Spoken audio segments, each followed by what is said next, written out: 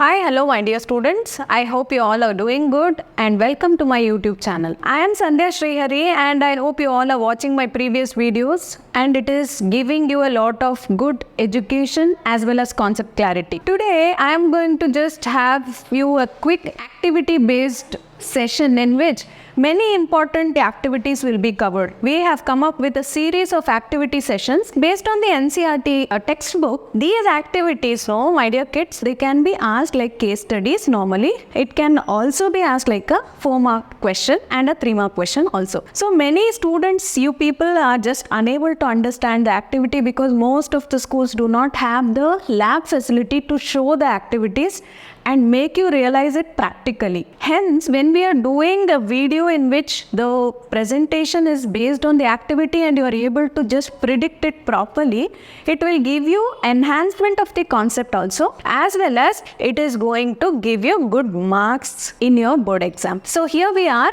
starting with the first activity, which is called as heating of lead nitrate and emission of nitrogen dioxide. So lead nitrate activity, you all have studied it by now. So let us start the activity. This activity is majorly called as thermal decomposition reaction. What is the name of the activity? The name of the activity is thermal decomposition reaction. What is a decomposition reaction?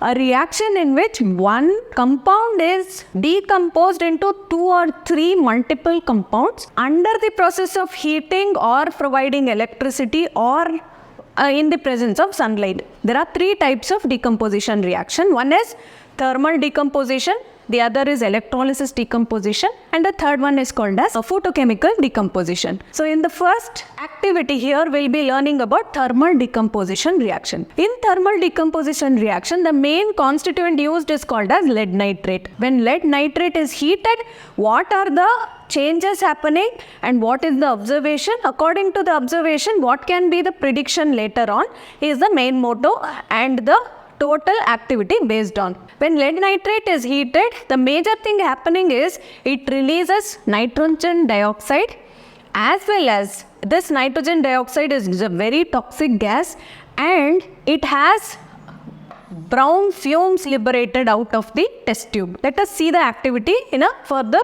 particular mode. Let us see what are the materials required here. First thing, I need to have a compound called as lead nitrate. The chemical formula of lead nitrate is PbNO3 whole twice. I need test tubes. I need a spirit lamp or a Bunsen burner. I need some spatulas to pour the lead nitrate inside the test tube. I need hand gloves and masks so that I am not getting sparks or coming out of the reaction. I am not getting congested here. Next thing is, let us take what is the procedure, how we have to conduct this activity or how we have to do this activity in the laboratory. First, we'll take a test tube. In the test tube, if this is my test tube, in this test tube, I'll pour some amount of lead nitrate, PbNO3 whole twice. Now, after pouring it with the help of this spirit lamp or a Bunsen burner, we're going to heat this. Heat the apparatus. I am just holding this test tube with the help of tongs.